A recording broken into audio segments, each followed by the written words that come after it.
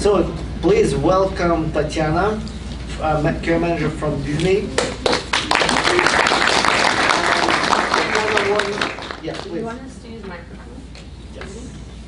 One. Have to. Oh, mute. It's on mute right now.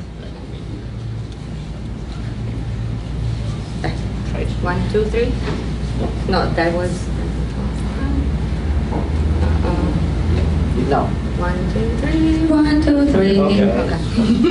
And yeah, I'll use this opportunity to also invite Prasanna here, who's actually my boss. So we can both answer whatever questions you guys have. And I don't know who's gonna have good answers, but we'll try to do a good job. We'll take turns for each question. All right. So guys, the first question we usually ask: what are you looking for in a candidate? When the person has passed through the phone screening with HR or with a recruiter, and he gave you a resume and you're talking with him over the phone, what are you looking for? Great question. I think the first thing I'm probably looking for is the technical acumen, which is basically, it's a combination of technical skills, but also the ability to apply the learnings to a problem. So when we evaluate, we don't necessarily evaluate only on the coding skills or the experience. We overall look at the perspective of how that person is bringing that perspective to the table to solve a particular problem. So he or she may not know the exact syntax of a particular language, or maybe the best possible way to solve a particular issue with the right coding skills. But whether he or she can actually delve into the right problem statement, whether the candidate can actually kind of communicate what the problem is and what we are trying to achieve, and the means to get to that problem or solve that problem. Obviously, being a software engineer, the core of that has to be a certain level of technical knowledge. So we definitely look for the coding skills and the minimum possible ways to solve that particular issue. But I think our overall perspective as a manager, when we talk to them the first time after the HR interview, is about how that person is able to solve a particular problem and how can he or she fit into the team and culture. So the first thing is technical acumen, second is culture, team fitment, and the third is moral ability to learn new things and adapt himself or herself to the problems that we are trying to solve. Because we are not hiring for the the person to solve the current problems, but also to anticipate the next one and help us be on that cutting edge in order to solve the problems that we don't even know we will be coming across in the near future. So those are the three things that we generally look for. Great. And so, yeah, please. And to add on to that, this is all true, but a few more things. Communication is very important. Skills are important for our team because we work with a lot of different teams in Disney. So you being able to explain what you're thinking clearly without kind of like get stuck, and so I can understand it, that's important. And another thing which I personally enjoy when the candidate has is kind of passion for technology. Show that you're actually wanna dig and understand what this problem is, or you wanna learn about the new technologies, and you're like kind of motivation for doing kind of like more than you're being asked for. All right. Do you guys have any favorite questions that you like to ask? You don't need to give an answer, but. Well, start. I usually like to ask a few kind of behavioral questions. So basically, tell me about the situations or the teams which you really enjoyed working in. What those teams were, so I can kind of like understand what atmosphere and what dynamics of the team you prefer. That would tell me more about your working style. It will tell me about how you would work in a team, because I'm particularly looking for people who work well with a team. Rarely that we need someone who can just kind of work isolated by themselves.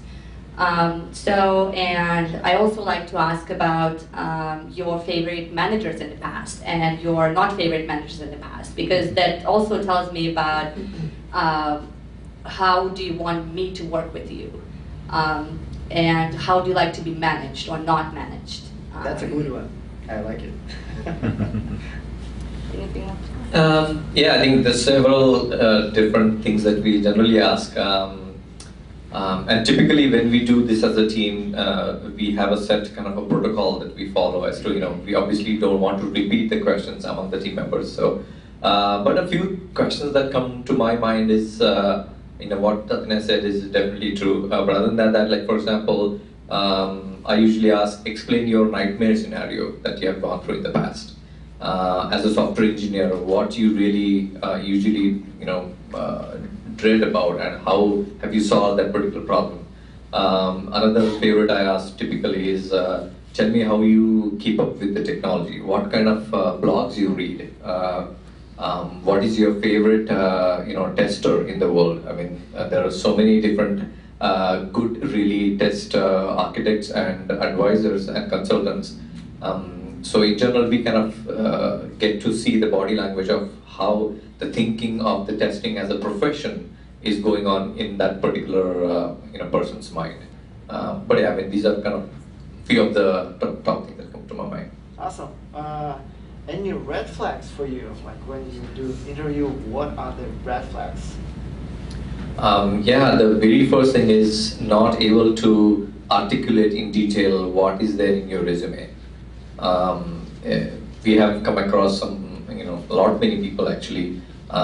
If we go into detail of what has been written there, and the person is not able to clearly identify, repeat some of the stuff. In fact, in some cases, I basically just ask to tell me what exactly have you written in here.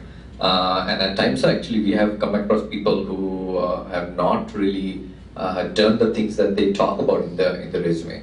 So as a manager, that has been a first red flag that we typically go to. And some other things, as we kind of pull different aspects of testing, we look for contradictions.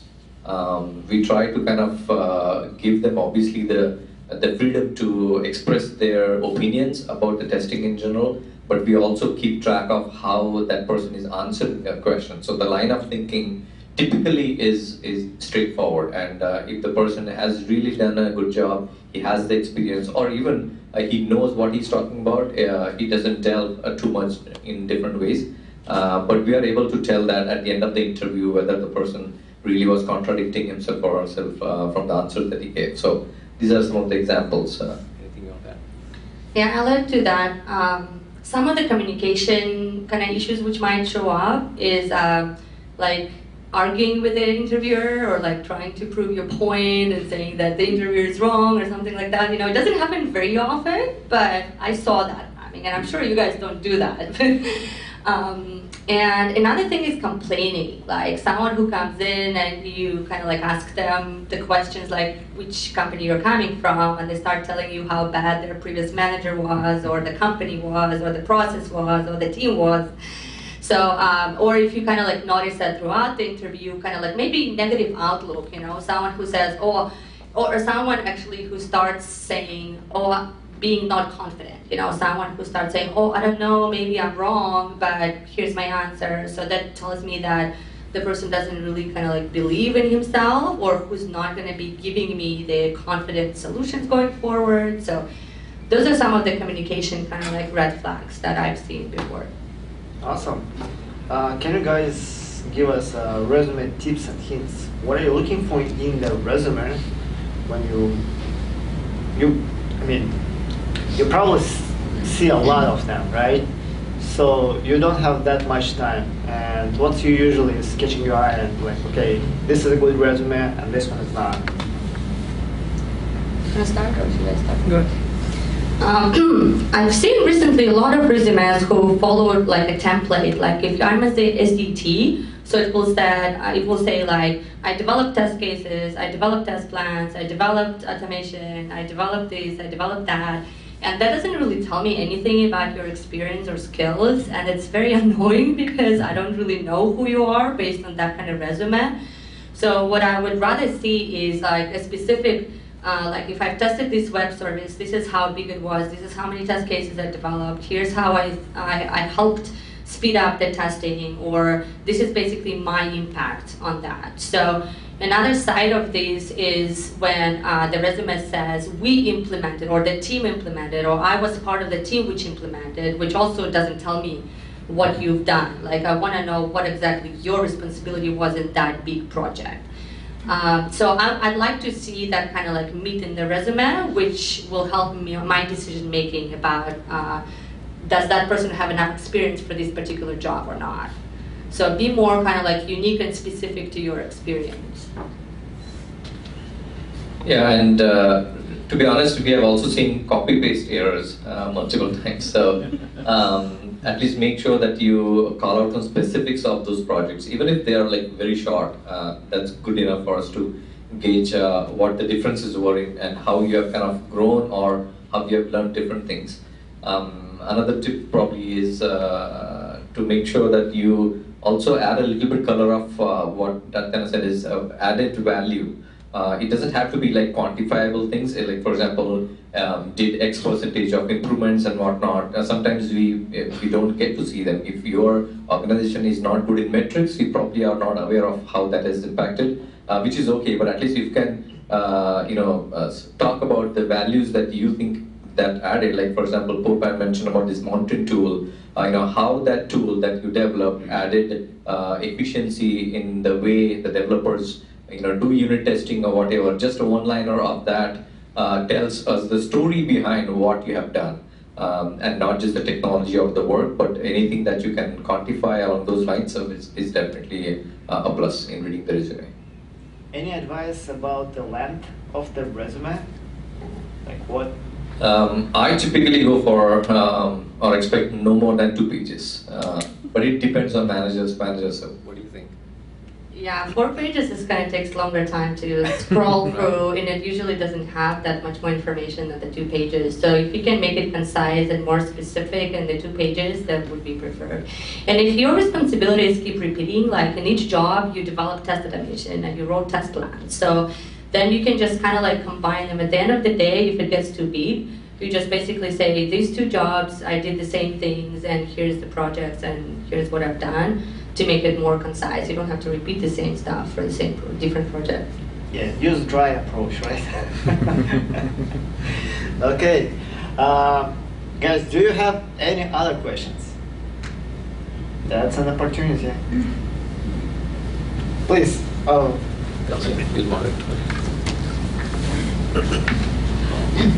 So I appreciate the takeaway from the first speaker, in that he had basically said that there's tons of changes that are happening within the QA space, as well as the evolution of different types of tools that are coming up to just basically make the QA role a little bit more robust, obviously easier with technology, and a little bit more coding centric.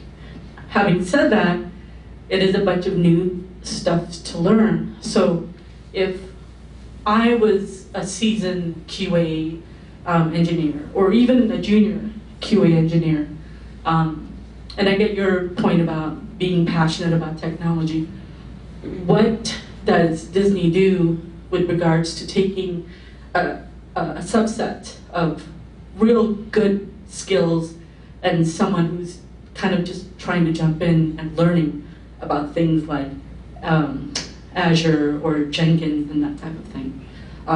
What kind of leeway or legroom do you look for when you run across a candidate who kind of falls into that category?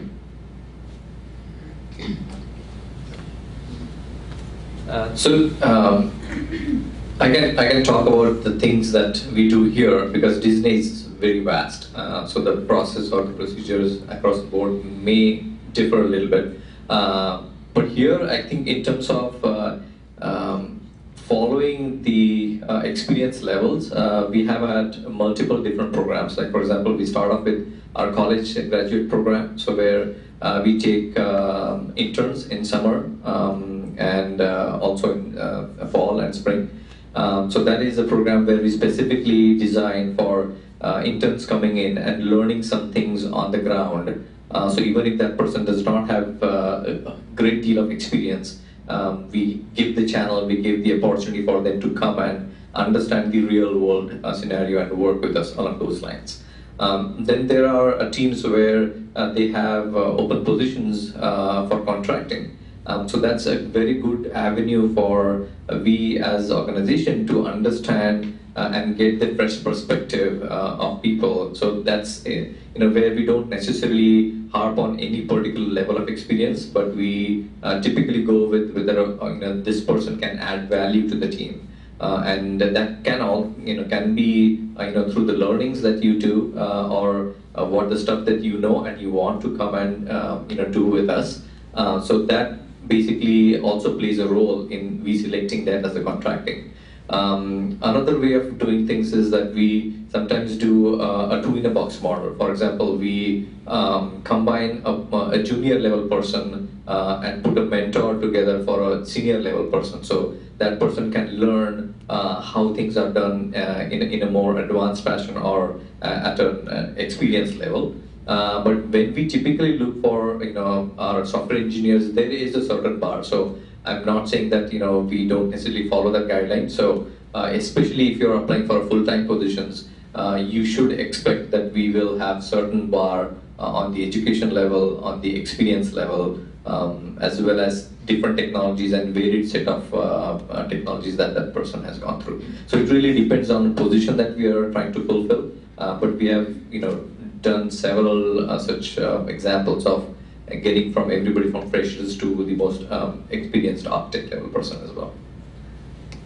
I'm not sure if you asked if we provide any training or give you time to actually learn the new technologies and whatnot. Was that your question or just? Not necessarily. Okay. It's more of that that transition to okay, I'm exhausted this subset of skills. I want to do something new, Yeah. and your company is offering this something new. Yeah.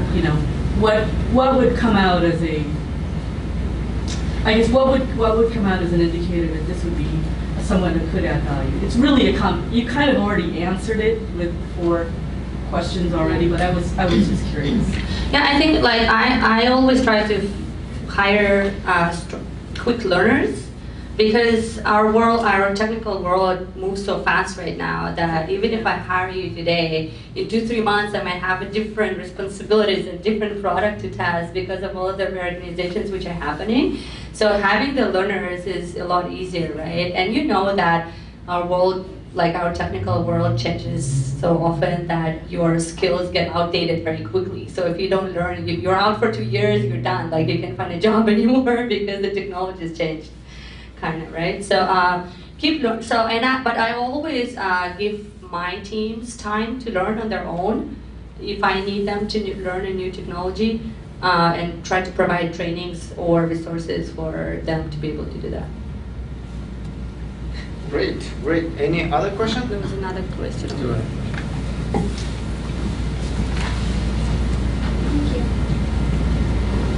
Yeah, so thanks for your time in explaining all the processes, and this session has been really helpful.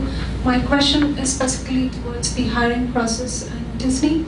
I want to understand for a candidate, be it a beginner level QA to an experienced level QA or an automation engineer, I want to understand the filter processes that the resume, by resume I mean the actual resume, goes through before it reaches the hiring manager.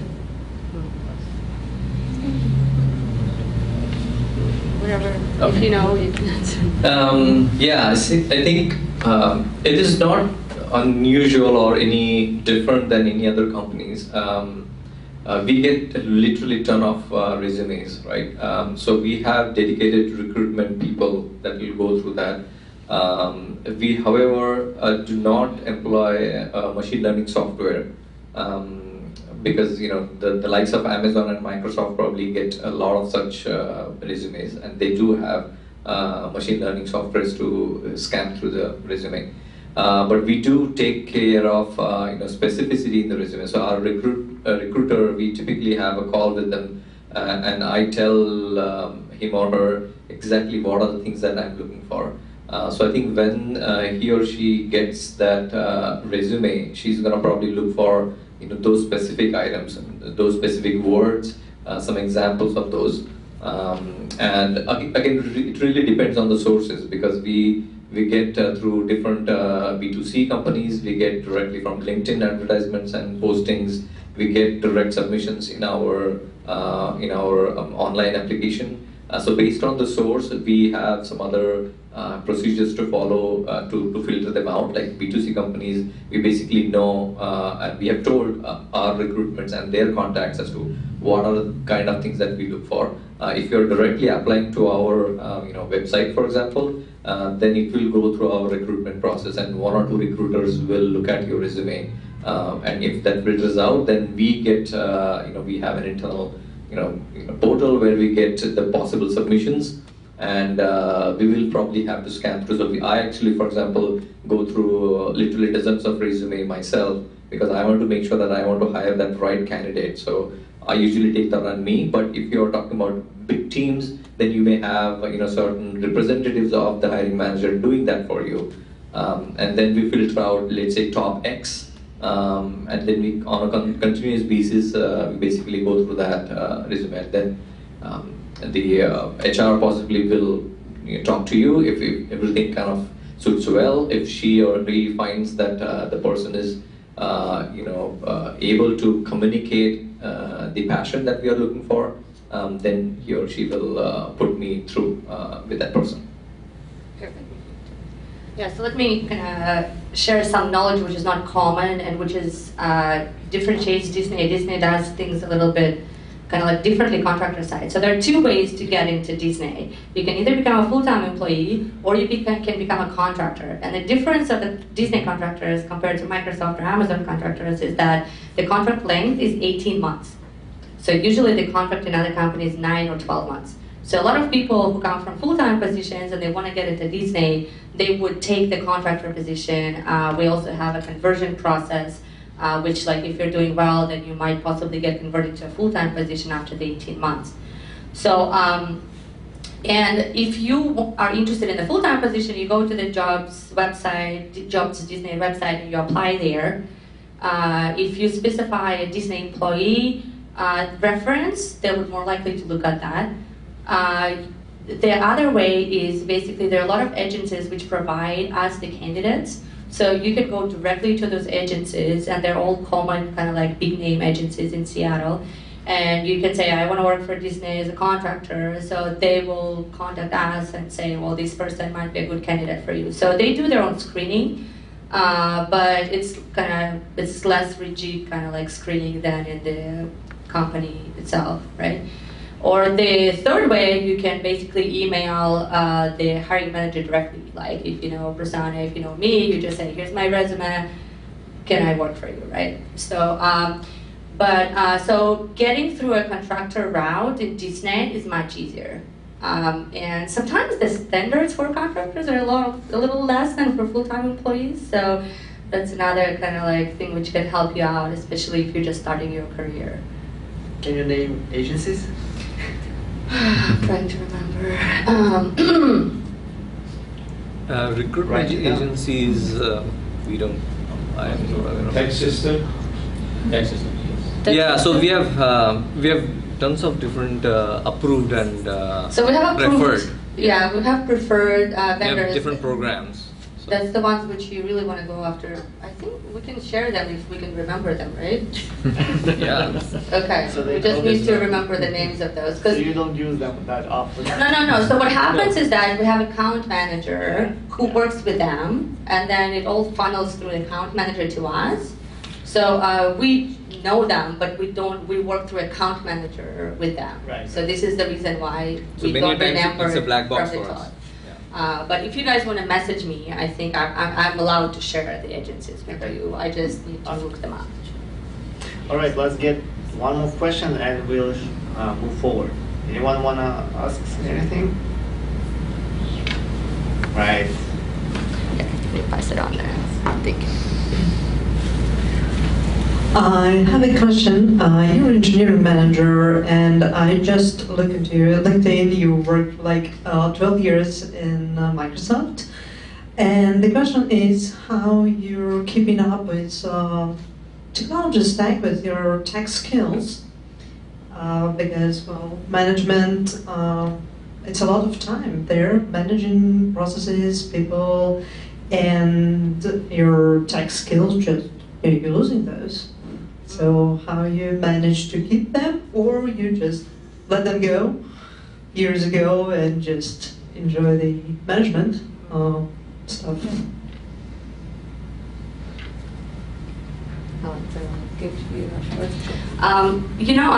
So it's true that the management kind of like is considered sometimes less kind of technical, and you don't need to be as technical as the ICs, but I also feel like there is even more requirements on management to understand the technology. So for me, after being at Microsoft for 11 years and then 5 years at another Microsoft-like company, which was a startup between Microsoft and GE, which was also the same Visual Studio C# stack. So I came to Disney, and so after 16 years being a C# Visual Studio person, I come to a Java stack and all of these open source tools, and I'm like, what is this? They're like these 50 tools that now I have to understand what they do, right?